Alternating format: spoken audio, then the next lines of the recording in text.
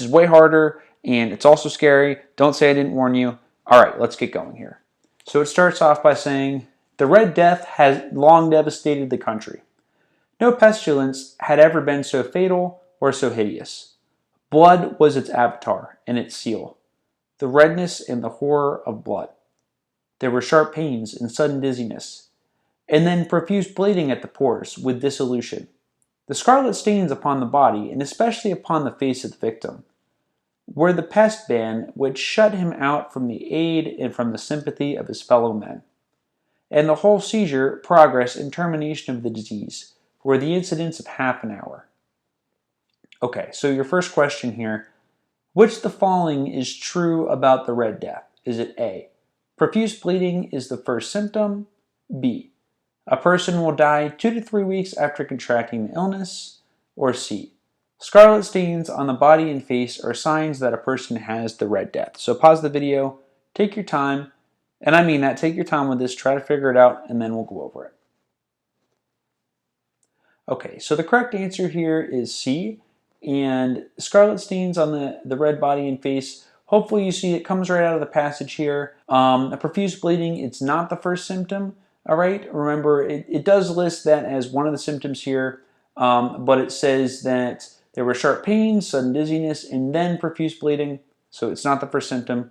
Also, the person doesn't die 2 to 3 weeks after contracting the illness. It says here, you know, where the incidence of half an hour, so the disease sounds pretty sudden. Okay, so the next passage says, but the Prince Prospero was happy and dauntless and sagacious. When his dominions were half depopulated, he summoned to his presence 1,000 hale and light-hearted friends from among the knights and dames of his court, and with these retired to the deep seclusion of one of his castellated abbeys. This was an extensive and magnificent structure, the creation of the prince's own eccentric yet august taste. And by the way, I do expect that you'll pause the video, take all the time you need reading. I'm not expecting you're going to be able to process all this just by listening to me read it. So you can always pause the video and take all the time you need reading. I'm just reading at, you know, a speed to kind of keep us moving along at a reasonable pace here. But the next question that I want you to try out here is, what does the word dauntless mean? The word dauntless most likely means which of the following? Is it A, fearless, B, frightened, or C, confrontational? So pause the video, try this out, and then we'll go over it. Okay, hopefully you see that it means fearless. Some signs here are that it says happy and it says lighthearted, right? So if you're happy and you're lighthearted, you're probably not going to be confrontational, probably not going to be frightened, but fearless, that could make sense here. So if you got that, then great work. The next question reads, how would you summarize the story so far in your own words? So I'd like you to aim for 1 to 2 sentences in your answer. So pause the video. I just want you to practice summarizing this in your own words, and then we'll go over my quick summary. So hopefully you had a chance to try that out. This is actually one of the more important steps in reading comprehension, is putting things in your own words. But basically, here's what I would just say in 1 to 2 sentences. A lot of people are dying from some kind of disease. The prince is hiding out in a castle-like structure with his friends. That's just, you know, plain and simple, that's how I would say it. So let's keep going. As long as you had anything that resembles that, then I'm sure you were on the right track. A strong and lofty wall girdled it in. This wall had gates of iron. The courtiers, and I'm probably going to mispronounce words throughout this, so, you know, we'll just keep rolling along if I do that. Having entered, brought furnaces and massy hammers and welded the bolts. They resolved to leave means neither of ingress nor egress to the sudden impulses of despair or of frenzy from within. The abbey was amply provisioned. With such precautions, the courtiers might bid defiance to contagion. Okay, you're up now. And the question for you is, which of the following is most likely the reason why the author included the first 2 sentences? Please base your answer on what you know from the text. Is it A, to emphasize how dangerous the Red Death was? Is it B, to illustrate how difficult it was for outsiders to get into the abbey? Or C, to show how the prince dreams of world domination? So pause the video. I'd like you to try to figure this out, and then as always, we'll go over it. Okay, so the correct answer here is B, to illustrate how difficult it was for outsiders to get into the abbey.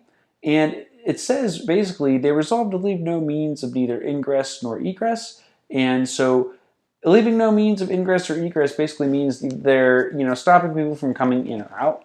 If you got that, great job. And by the way, if you made it this far in the video, you're doing really great. You know, I know this is tough. This is a hard passage to read, even for really strong advanced readers. And, you know, again, if you're feeling frustrated or demoralized, you know, hopefully you'll learn something from this. But just note, again, this is way harder than the GED. So hopefully the passages on the real GED will be a lot easier after this. But just really great job for persevering so far in the video. So next it says, how can you explain what the last sentence means in your own words? 1 to 2 sentences is a good length to aim for. So it says, with such precautions, the courtiers, I don't know if I'm pronouncing that right again, might bid defiance to contagion. So pause the video. You're up now. 1 to 2 words, or I'm sorry, that would really be a task. 1 to 2 sentences, put it in your own words. You can write it down. You can just do it in your head, whatever's easiest. But I'd like you to try this out. I know this is hard work, but this is going to make you better off because of it if you try this. So pause the video, then we'll go over it. Okay, so answer. The Red Death and his friends, the prince and his friends have taken actions to try to avoid getting the Red Death. So that's how I would say it here. You know, that's basically what I see that's happening here. So again, you know, it's basically there's this disease, it's killing all kinds of people. There's this rich and wealthy prince who just doesn't care. He has this castle or this abbey, whatever you want to call it, like an abbey castellated structure, but he's keeping everybody out and he's having a big party with all his friends, and all the peasants and people that, you know, are poor and aren't wealthy like the princes are dying from this plague or pandemic. And that's basically what's going on here. The external world could take care of itself. In the meantime, it was folly to grieve or to think. The blank had provided all the appliances of pleasure. There were buffoons, there were improvisatori, there were ballet dancers, there were musicians, there was beauty, there was wine. All these and security were within. Without was the Red Death. Okay, so I'd like you to tell me, which word is most likely missing from the blank? A, king, B, queen, C, prince, or D, servant? Pause the video, take a stab at this, and then we'll go over it. Hopefully you see that it's prince, and how could you know that it's prince here? Well, we haven't mentioned a king, we haven't mentioned a queen, we haven't mentioned servants really, so basically, you know, you would just have to think here, you know, what is the most likely missing word from the blank? It could be king, it could be queen, but we haven't mentioned either of them yet, so logically, since we've talked about the prince over and over again, I think that would be your best guess. And that is actually the correct answer. Okay, so it goes on to say here, it was towards the close of the 5th or 6th month of his seclusion, and while the pestilence raged most furiously abroad, that the Prince Prospero entertained his 1,000 friends at a masked ball of the most unusual magnificence. It was a voluptuous scene, that masquerade. The word voluptuous most likely means which of the following? A, unattractive, B, involving luxury, pleasure, and enjoyment, C, painful, or D, this video is so boring. Pause the video, try to figure this out, and then we'll go over it. Okay, before I reveal this answer, I just want to, again, thank you for being here. Thank you for persevering. I know this is hard work. And, you know, I just want you to know that the more words you know, the more ideas you understand, the more knowledge you gain, period. It's all going to help you on the test. And you might not see that now. You know, you might not even care now. You might just want to know, how can I pass this test? And I'm telling you, you know, by doing this practice exercise here, it is really going to help you out. You know, all the words, you know, that you learn, the more words you know, the more stuff you know in general, the better your reading comprehension is going to be. And there's evidence that backs that up, coming from research papers that I've read and studied, and putting together this series on reading comprehension. But, you know, that's neither here nor there. The answer here is B. I'm sure that's what you wanted to know.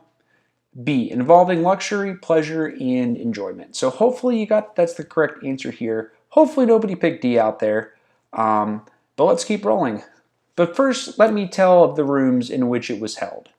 And this is where it starts to get, you know, more and more complicated to understand. So hopefully you'll be able to understand this. At least I think so. All right. Sometimes you guys notice stuff in my videos that I don't even see. Sometimes I miss stuff. So, you know, if you think this is easy, if this isn't that hard for you, then I'm really glad to hear that. All right. But I think it gets a little bit trickier starting from this part forward. So let me read it. But first, let me tell of the rooms in which it was held. These were 7. An imperial suite in many palaces, however, such suites form a long and straight vista, while folding doors slide back nearly to the walls on either hand, so that the view of the whole extent is scarcely impeded. Here the case was very different, as might have expected from the Duke's love of the bizarre. The apartments were so irregularly disposed that the vision embraced but little more than one at a time. Okay. Question. Which of the following is false? A. There were 7 rooms where the masquerade was held. B. In most palaces, you can only see one room at a time. C. The Duke loves the bazaar. Or D. The Duke's palace, you can see only one room at a time. Alright, so I'd like you to pause the video here and really challenge yourself now. Really challenge yourself. If you've made it this far into the video, I'm sure you're the type of person that likes to be challenged if you stuck with it so far. So challenge yourself here. Pause the video and really take the time to actually try to get this question right, alright? Try this out, and as always, we'll go over it.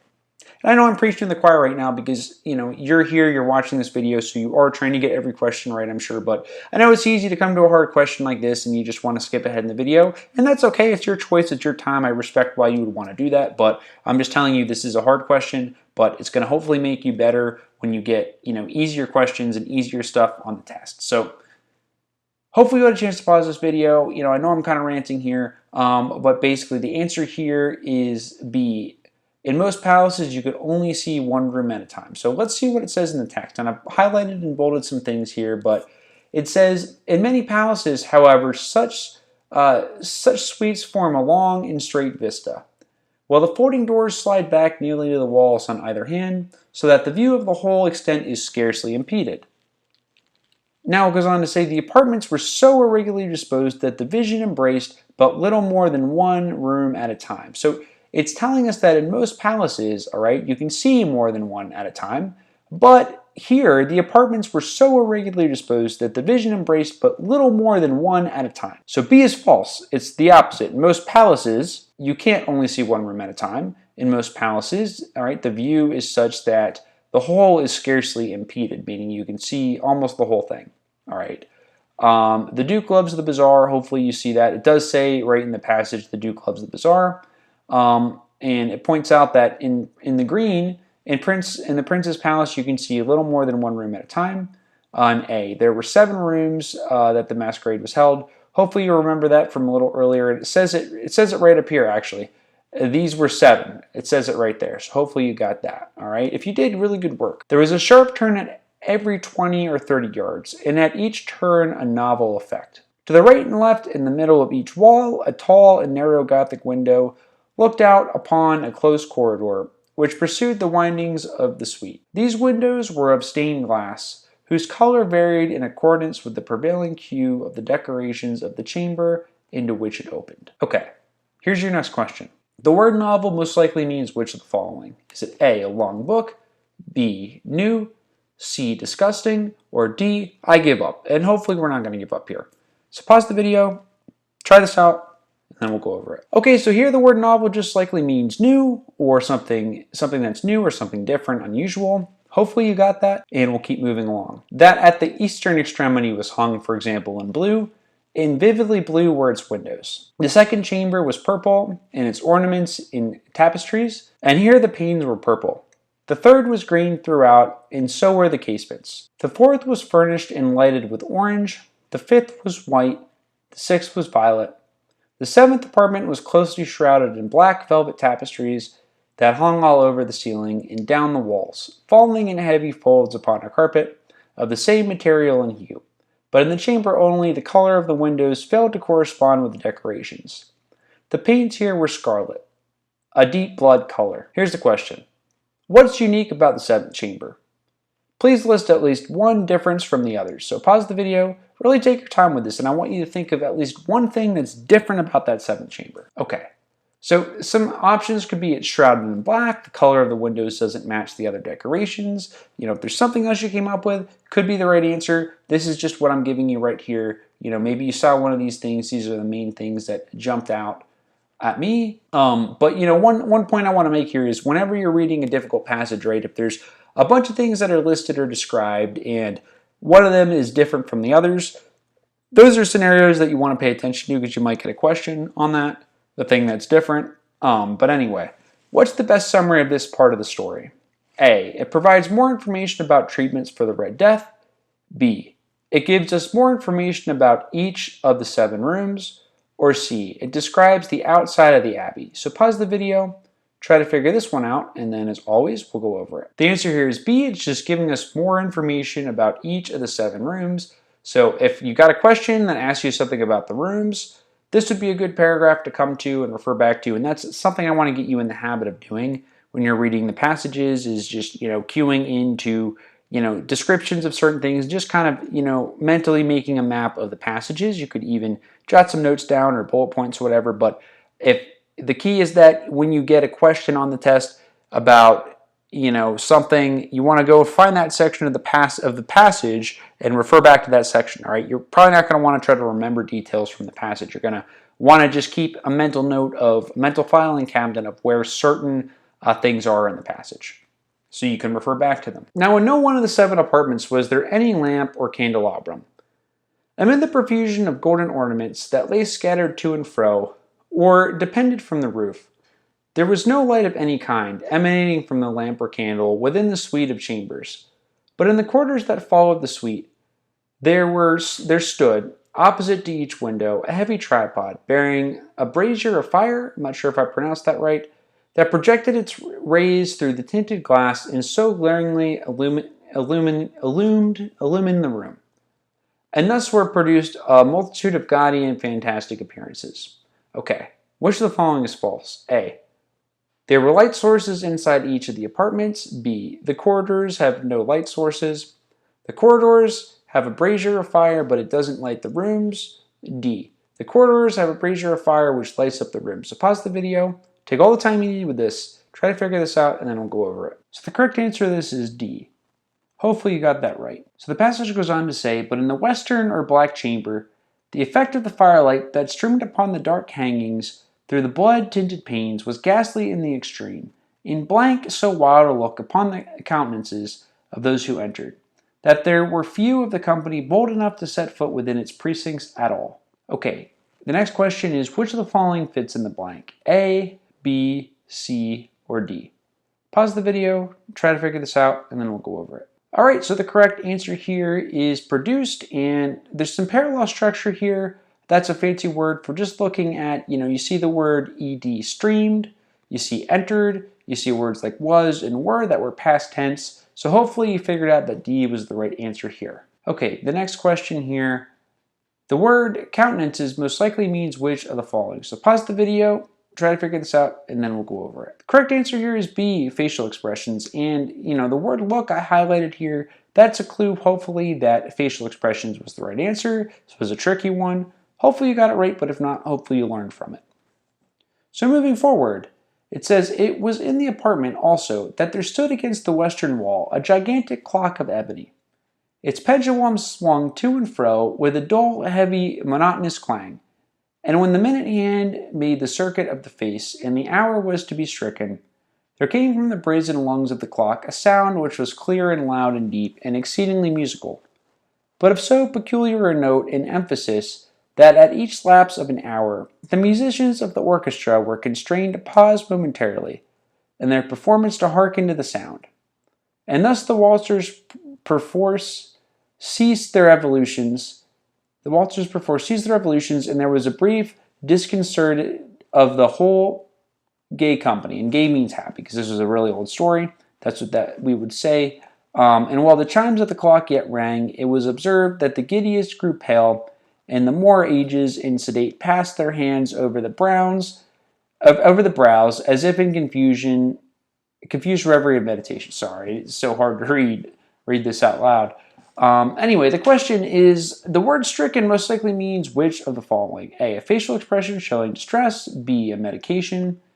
C, the clock hand is striking the hour. Or D, the clock hand is broken. So pause the video, take your time rereading this, and then we'll go over it. So the answer here is C. It's talking about the clock hand striking the hour. So moving forward, which of the following is false? A, the musicians pause every hour when they hear the clock.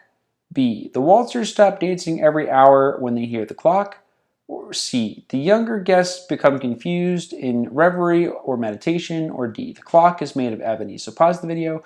Again, take your time. If you really want to challenge yourself, now's the time to do it. Try to get this question right. It's hard, but hopefully this is going to make you better off in the long run. So pause the video, try this out, and then we'll go over it. So here we see the word musicians, okay?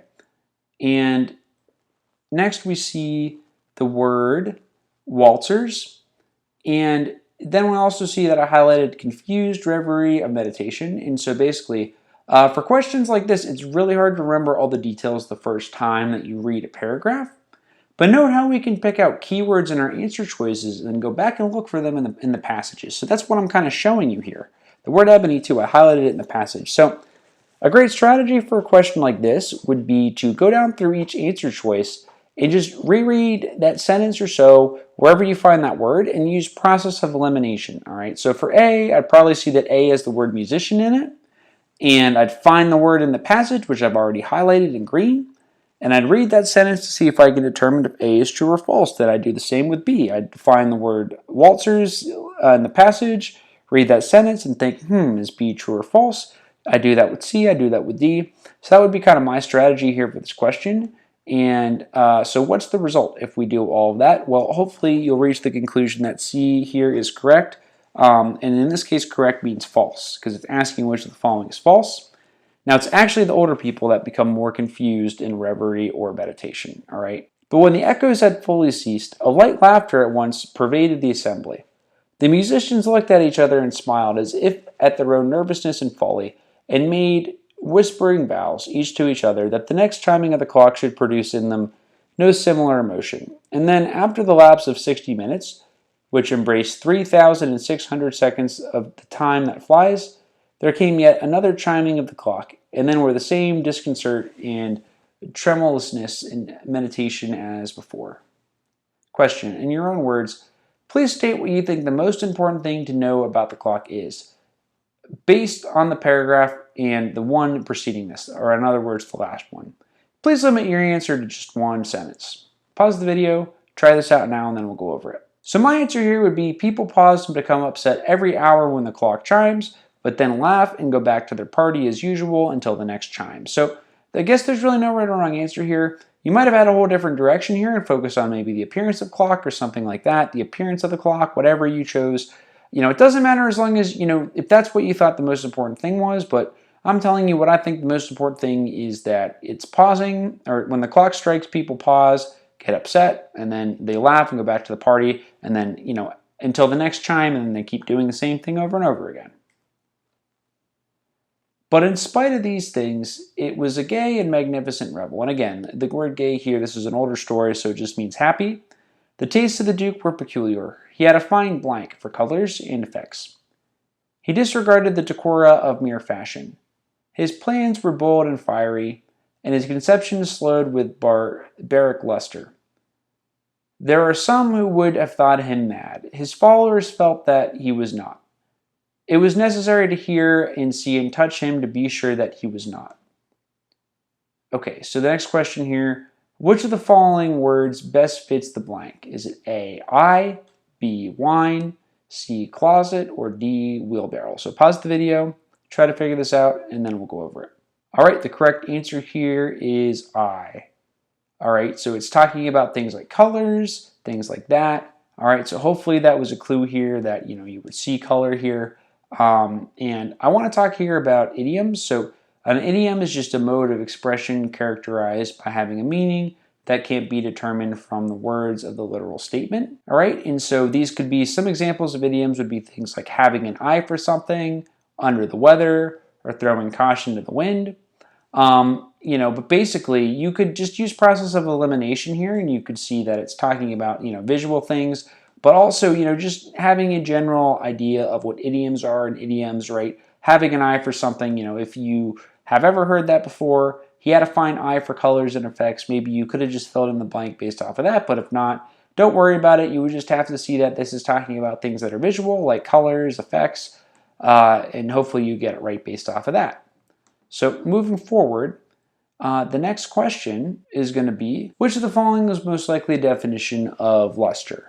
A glow of reflected light, B, an attractive person, C, a disturbing piece of news, or D, a genre of movie. So pause the video, try to figure this out, and then as always, we'll go over it. All right, the correct answer here is a glow of reflected light. It goes on to say, he had directed in great part the movable embellishments of the 7 chambers upon occasion of this great fete. I don't know how to pronounce that word, sorry. And it was his own guiding taste which had given characters to the masquerades.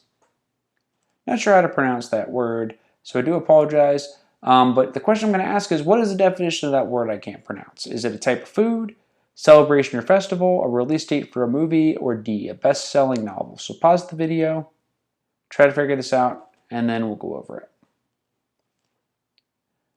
Okay, the correct answer here is B, a celebration or festival. So hopefully you just see that that's what we're talking about here, is like a festival or a celebration. And if you got that right, then great job. If not, then great try. And let's keep moving here. So it says, be sure they were grotesque. There were much glare and glitter and piquancy and phantasm. Much of what has been since seen in her nanny. There were arabesque figures with unsuited limbs and appointments. There were delirious fancies such as the madmen fashions. There were much of the beautiful, much of the wanton, much of the bizarre, something of the terrible, and not a little of that which might have excited disgust. Okay, so the question here is, what do you think Hernani or Hernani is? Don't worry if you're right or wrong, just try your best to answer. What is that word, Hernani or Hernani? Not sure how to pronounce it. What does that mean? Pause the video, try to figure it out, and then we'll go over it. Okay, so it's talking about a play. So it was a play, and I actually Googled that because I had no idea what that meant. But, you know, if you guess something like a play, a movie, a book, or something similar, just know that you were on the right track. If not, just note that that's more of like a critical thinking practice and exercise than something I'd expect you to really know off the top of your head. Okay, so it goes on to say, to and fro in the blank chambers there stalked, in fact, a multitude of dreams. And these, the dreams, writhed in and about, taking hue from the rooms and causing the wild music of the orchestra to seem as the echo of their steps. And anon, there strikes the ebony clock, which stands in the hall of the velvet.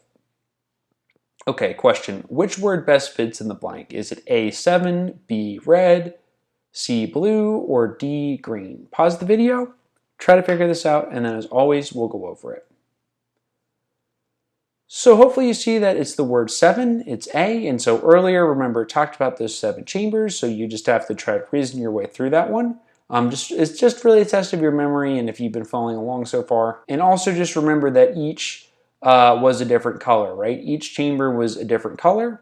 So you'd have to remember that as well. Okay, so that's the video for today. Hopefully this was helpful for you. I know this was challenging. As I said, you did a really great job persevering all the way to the end of this. And take from this what you've learned. Go out there, get a good score on RLA. Let me know about it when you do.